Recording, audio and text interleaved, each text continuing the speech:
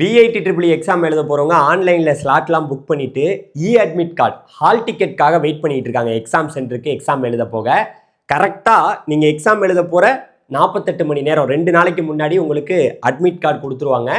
Admit கார்டை மட்டும்தான் exam சென்டருக்கு எடுத்துகிட்டு போகணுமா, வேறு என்னென்ன கொண்டு போகணும், ஸோ நம்ம எக்ஸாம் சென்டருக்கு போகிறதுக்கு என்னென்ன அவங்க ரூல்ஸ்லாம் சொல்லியிருக்காங்க. குறிப்பாக எல்லாருக்கும் ஒரு பயமும் பதட்டமும் இருக்கும். அதாவது டோட்டலாக 500 மார்க்குக்கு எக்ஸாம் நடக்குது. 125 கொஸ்டின். கரெக்டாக ஆன்சர் பண்ணிங்கன்னா 4 மார்க்கு, தப்பாக ஆன்சர் பண்ணிங்கன்னா -1 மார்க் இருக்கிறது தான் இங்கே பிரச்சனையே. ஏன்னா அந்த -1 மார்க் வந்து பார்த்தீங்கன்னா இந்த வருஷத்துலேருந்து தான் கொண்டு வந்திருக்காங்க. ஸோ அதனால் 500க்கு 500 மார்க் எடுக்கிறது மிகப்பெரிய கடினமாக இந்த வருஷம் உருவாயிருக்கு. மார்க் இங்கே முக்கியம் இல்லை, ரேங்க்கு தான் முக்கியம். ரேங்க்கும் முக்கியம் இல்லை, பணம் தான் முக்கியம். என்ன சார் இப்படி சொல்கிறீங்க அப்படின்னு கேட்டிங்கன்னா, அதாவது இந்த VIT எக்ஸாம் எழுதுறவங்க நல்ல ரேங்க் 1 லட்சம் ரேங்க்குள்ளே வர்றவங்களில் யாரால் நல்ல ரேங்க் வாங்குறவங்களில் யாரால் நல்ல பணம் கட்ட முடியுதோ அவங்களுக்கு மட்டும்தான் இந்த VITயில் சீட்டே. குறிப்பாக இப்போ இந்த எல்லாருமே வந்து இப்போ இந்த அட்மிட் கார்டுக்காக ஸ்லாட்லாம் புக் பண்ணிவிட்டு வெயிட் பண்ணிட்டு இருக்கீங்க. எக்ஸாம் எப்போ நடக்க போகுது? ஏப்ரல் 28ஆம் தேதியிலேருந்து மே 2ஆம் தேதி வரைக்கும் நடக்க போகுது. உங்களுக்கு தேவையான ஸ்லாட்டை வந்து கொடுத்துருப்பீங்க மார்னிங், அதாவது 9 மணிலேருந்து 12 மணி வரைக்கும். அப்புறம் ஈவினிங் ஸ்லாட்டு 3 மணிலேருந்து 6 மணி வரைக்கும். எக்ஸாம் வந்து ஏப்ரல் 28லேருந்து மே 2ஆம் தேதி வரைக்கும் நடக்க போகுது. ஸோ அதுக்கு நீங்கள் ரெடி ஆயிடணும். அட்மிட் கார்டுங்கிறது நமக்கு எப்போ கொடுக்க போகிறாங்க?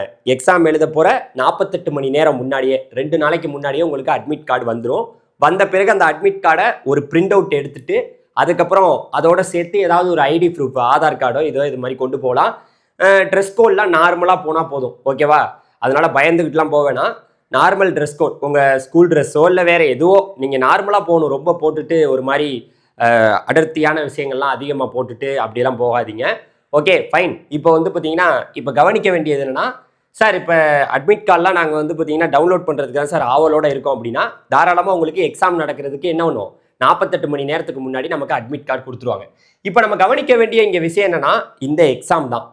மாணவர்களே நல்லா பார்த்துங்க. இந்த எக்ஸாம் பேட்டர்ன் எல்லாருமே இந்த மார்க் டெஸ்ட்லாம் வந்து அட்டன் பண்ணி பார்த்துருப்பீங்க. ப்ரிப்பரேஷன்லாம் நீங்கள் பயங்கரமாக, இன்னும் கொஞ்ச நாள் இருக்குது, பயங்கரமாக ப்ரிப்பரேஷன் போட்டு எல்லாத்தையும் கூட நம்ம வந்து பார்க்கலாம். இங்கே பாருங்கள், மேக்ஸு பயாலஜி இதுலேருந்து 40 கொஸ்டின். இதில் ஏதோ ஒன்று தான் நீங்கள் சூஸ் பண்ணியிருப்பீங்க. ஃபிசிக்ஸ்லேருந்து 35 கொஸ்டின், கெமிஸ்ட்ரிலேருந்து 35 கொஸ்டின், இங்கிலீஷ்லேருந்து 5 கொஸ்டின், ஆப்டிடியூட் 10 கொஸ்டின், டோட்டலாக 125 கொஸ்டின். சார் இப்போ நமக்கு வந்து பார்த்தீங்கன்னா இது எப்படி சார் அப்படின்னா, மொத்தம் உங்களுக்கு அங்கே ஆப்ஷன் தான். MCQவில் கடன்னு 4 ஆப்ஷன் இருக்கும். ஏதோ ஒன்று நீங்கள் செலக்ட் பண்ணிவிட்டு வந்துகிட்டே இருக்க வேண்டியது தான். ஸோ இங்கிலீஷில் மட்டும்தான் அந்த கொஸ்டின் பேப்பர் இருக்கும். 2 மணி நேரம் 30 நிமிஷம் தான். பட் இருந்தாலும் அந்த எக்ஸ்ட்ரா இந்த டைமிங்கு இதெல்லாம் பார்க்குறதுக்கு கரெக்டாக ஒரு 3 மணி நேரம் ஆயிரும். குறிப்பாக ஏன்னா இங்கே பாருங்கள், இதுக்கு வந்து ஸ்கீம் என்ன சொல்லியிருக்காங்கன்னா, நீங்கள் கரெக்டாக ஆன்சர் பண்ணிட்டீங்கன்னா 4 மார்க்கு, தப்பாக ஆன்சர் பண்ணிங்கன்னா -1 மார்க். அதுதான் இங்கே பிரச்சனையே, அதுதான் மிகப்பெரிய பிரச்சனையே. அதனால் நிறைய பேருக்கு இந்த வாட்டி வந்து பார்த்தீங்கன்னா நல்ல மார்க் வரும்னு சொல்ல முடியுமா என்னன்னு தெரில. நீங்கள் மார்க்கே அந்த ஆப்ஷனை வந்து எதுவுமே செலக்ட் பண்ணாமல் இருந்தீங்கன்னா 0 மார்க்கு, ஆன்சரே பண்ணலைன்னா.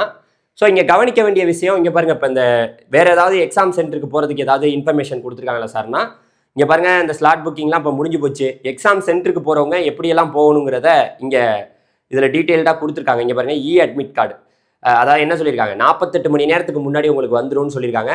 குறிப்பாக எக்ஸாம் சென்டருக்கு போகிறவங்க, அதாவது இங்கே பாருங்கள் என்ன சொல்லியிருக்காங்க, மெயினாக இங்கே தான் நம்ம பார்க்கணும். இந்த பாருங்கள், print out at exam centre, ஒரு பிரிண்ட் அவுட் வந்து எடுத்துங்க. சும்மா நான் ஸ்க்ரீன்ஷாட் எடுத்தேன், நான் அதை எடுத்தேன்ட்டு சும்மா எடுக்கக்கூடாது.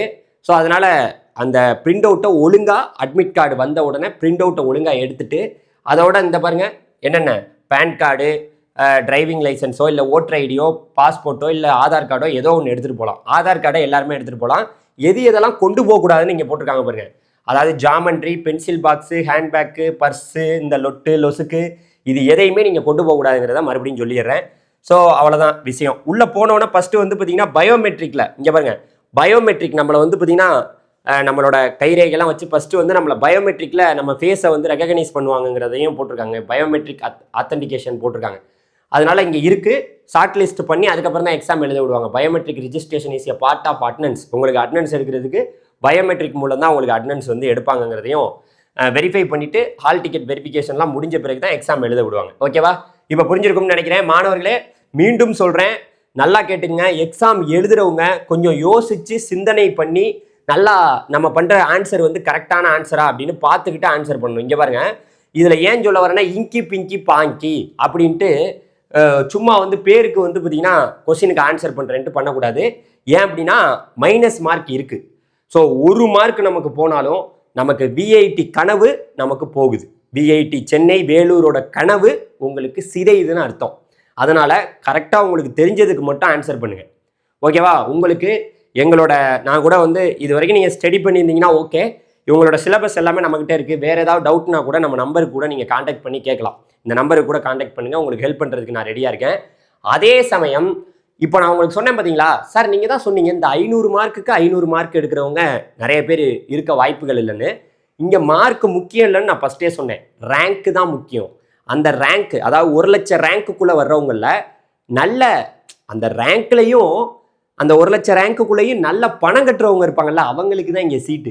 ஏன் இப்படி சொல்கிறேங்கிறத இப்போ உங்களுக்கு தெளிவுபடுத்துகிறேன் பாருங்களேன். நல்லா பாருங்கள். விஐடியில் எக்ஸாம் முடிஞ்ச பிறகு ரேங்க் வரும். ரேங்க் வந்த பிறகு கவுன்சிலிங் வந்து நடத்துவாங்க. அந்த கவுன்சிலிங்கில் கலந்துக்கிறதுக்கு 6000 ரூபா வந்து பார்த்தீங்கன்னா கவுன்சிலிங் ஃபீஸாக வாங்குவாங்க.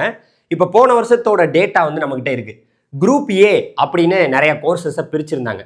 இங்கே பாருங்கள், Vellore campus, Chennai campus, VIT ஏபியில் ஏ குரூப் எதுவுமே கிடையாது. அதே போல் விஐடி போபால் இதில் என்னென்ன கோர்சஸ்லாம் ஆஃபர் பண்ணியிருக்காங்கன்னு நீங்கள் பார்த்துங்க. ஸோ இந்த கோர்சஸுக்கெல்லாம் அவங்க என்ன பண்ணுவாங்க தெரியுமா, இங்கே கேட்டகிரி வைஸ் வந்து பார்த்தீங்கன்னா ஃபீஸ் நீங்கள் பே பண்ணிக்கலாம் அப்படின்னு உங்களுக்கு ஒரு வாய்ப்பு கொடுக்கப்படும். அதில் வந்து கவுன்சிலிங்க்கு ரேங்கின் அடிப்படையில் கூப்பிட்டு தான் அட்மிஷன் கொடுப்பாங்க. ஆனாலும் இங்கே 1 லட்சம் ரேங்க்குள்ளே வர்றவங்கள அந்த ரேங்க்கில் 50,000 நல்ல ரேங்க் இருந்தாலும் கூட பணம் இருப்பவர்கள் தான் இங்கே படிக்க முடியும்னு சொன்னல. அது எப்படின்னா category 1, category 2, category 3, category 4, category 5 இந்த 5 கேட்டகிரியில் எந்த கேட்டகிரி வேணாலும் நீங்கள் செலக்ட் பண்ணிக்கலாம். இப்போ நல்ல பணம் இருக்குன்னு வச்சுங்களேன், அவங்க 5 கேட்டகிரியுமே செலக்ட் பண்ணிடுவாங்க. இப்போ பார்த்தீங்கன்னு வச்சுங்களேன், ஃபஸ்ட்டு கேட்டகிரியில் போனீங்கன்னா 2,10,000 ரூபா ஃபீஸு. ஆனால் கடைசி கேட்டகிரியில் போனீங்கன்னா உங்களுக்கு 4,32,000 ரூபா ஃபீஸு. இப்போது ஓரளவுக்கு நல்லா பணம் கட்ட முடியும், 2,10,000 ரூபா தான் கட்ட முடியும் அப்படிங்கிறவங்க அவங்க 5th கேட்டகிரிக்கெல்லாம் போகவே மாட்டாங்க. அவங்க 5th கேட்டகிரியை கொடுக்கவே மாட்டாங்க. ஃபஸ்ட்டு கேட்டகிரி மட்டும்தான் கொடுப்பாங்க. ஃபஸ்ட்டு கேட்டகிரியிலே சீட்டு வேணும்னு நிறைய பேர் இருப்பாங்க. ஆனால் பணம் இருப்பவர்கள், நல்ல ரேங்க் வாங்கின பிறகு பணம் இருப்பவர்கள் இந்த 5 கேட்டகிரியுமே செலக்ட் பண்ணி எந்த பணமாக என்ன 5 லட்சம் தானே நான் கட்டுறேன் அப்படின்னு கூட, இதெல்லாம் வருஷத்துக்கு 1 வருஷத்துக்கான ஃபீஸு. இது இல்லாமல் ஹாஸ்டல் ஃபீஸு வேற வரும், அது ஒரு 2 லட்சம். அதனால அது 1,50,000 2 லட்சம் வரும். அதனால ஃபீஸ் இருப்பவர்கள், நல்ல ரேங்க் வாங்கின பிறகும் ஃபீஸ் இருப்பவர்கள், பணம் இருப்பவர்கள் மட்டுமே இங்கே போக முடியுங்கிறத புரிஞ்சுக்குங்க. இங்கே பாருங்க, போன வருஷத்தோட டேட்டா தான் காமிக்கிறேன். இதெல்லாம் குரூப் ஏவோட கோர்ஸு. அதுக்கு வந்து என்ன மாதிரி கேட்டகிரி எல்லாம் பிரிச்சிருக்காங்கன்னு பார்த்துங்க. ஓகேவா? இப்போ இது இல்லாமல் சார் இது மட்டுமான்னு கேட்டிங்கன்னா குரூப் பி அப்படின்னு நிறைய கோர்ஸ் ஆஃபர் பண்ணுறாங்க. இதில் தான் ஏகப்பட்ட கோர்சஸ் வருது. வேலூர் கேம்பஸ்ஸு, சென்னை கேம்பஸ் பார்த்துங்க. நிறையா கோர்சஸ் வந்து பார்த்தீங்கன்னா வேலூர் கேம்பஸ்லையும் சென்னை கேம்பஸ்லையும் குரூப் பியில் தான் வந்து பார்த்தீங்கன்னா ஆஃபர் பண்ணுறாங்க. அதுக்கப்புறம் விஐடி ஏபி, விஐடி போபால்லையும் நிறைய கோர்ஸ் ஆஃபர் பண்ணுறாங்க. இதுக்குமே வந்து பார்த்தீங்கன்னா கேட்டகிரி வைஸ் தான் ஃபீஸு. ஸோ இந்த குரூப் பிக்கும் வந்து பாருங்களேன் 5 category, category 1, category 2, category 3, category 4, category 5. அப்போ 1 லட்சம் ரேங்க்குள்ளே வர்றவங்கள நல்ல பணம் இருப்பவர்கள், இப்போ ஒரு 50,000 ரேங்க்கில் இருக்காங்கன்னு வச்சிங்களேன், அவங்கள்ட்ட நல்ல பணம் இருந்துச்சுன்னா 5 கேட்டகிரியும் கொடுத்துருவாங்க. 5 கேட்டகிரியும் செலக்ட் பண்ணிடுவாங்க. செலக்ட் பண்ண பிறகு அவங்களுக்கு இங்கே பாருங்கள், first category 1,98,000 fees, 5th category 5 லட்ச ரூபா ஃபீஸு, 4,93,000. அப்போ ஓரளவுக்கு வந்து பணம் கட்ட முடியறவங்க ஃபஸ்ட்டு கேட்டகிரியை மட்டும்தான் கொடுக்கணும்னு ஆசையில் இருப்பாங்க. ஆனால் மற்றவங்க எல்லாமே எல்லா கேட்டகிரியும் கொடுத்து எப்படியாவது சீட்டு வாங்கணும்ட்டு உள்ள ஆசைப்பட்டு பணம் இருப்பவர்கள் உள்ள ஈஸியாக போயிடலாம் அப்படிங்கிறத இங்கே நிலைமை சூழ்நிலை. அதை நீங்கள் புரிஞ்சுக்கணும். அதனால் நீங்கள் ரேங்க் வாங்குறதெல்லாம் விட பணம் இருப்பவர்களுக்கு இங்கே இடம் கிடைப்பது மிகவும் எளிது அப்படிங்கிறத சொல்லிட்டு இந்த வீடியோ முடிச்சுக்கிறேன். இதை உங்கள் நண்பர்களுக்கும் உங்களோட யாராவது ஒரு பெற்றோர்கள் பார்த்துக்கிட்டு இருந்தீங்கன்னா உங்களுக்கு தெரிஞ்ச பேரண்ட்ஸுக்கும் அனுப்பி வச்சிங்கன்னா ரொம்பவே இந்த வீடியோ வந்து எல்லா பக்கமும் போய் சேர்ந்துடும். அடுத்த ஒரு வீடியோவில் சந்திக்கிறேன். நன்றி, வணக்கம். அட்மிட் கார்டுக்கு வெயிட் பண்ணுங்கள். அட்மிட் கார்டு உங்களுக்கு எப்போ எக்ஸாம் எழுதுறதுக்கு நீங்கள் ஸ்லாட் புக் பண்ணியிருக்கீங்களோ அதுக்கு 48 மணி நேரத்துக்கு முன்னாடி உங்களுக்கு அட்மிட் கார்டு வந்துவிடும். அந்த அட்மிட் கார்டோட என்ன எடுத்துகிட்டு போகணும், ஏதாவது ஒரு ஐடி ப்ரூஃப், ஆதார் கார்டை எடுத்துகிட்டு நீட்டாக வந்து பார்த்தீங்கன்னா ட்ரெஸ் கோடில் எக்ஸாம் எழுத போங்க. அந்த எக்ஸாம் அங்கே சென்டருக்குள்ளே போய் வேறு ஏதாவது அசம்பாவிதங்கள்லாம் பண்ணாமல் உங்களுக்கு என்ன எக்ஸாம் எழுதிட்டு வந்துக்கிட்டே இருக்கிறது தான் உங்கள் வேலை. முடிச்சுட்டு வந்துடுறீங்களா? அடுத்து நம்ம வந்து ரிசல்ட் வரட்டும், உங்களை வந்து நான் பார்க்குறேன். Thank you very much. நன்றி.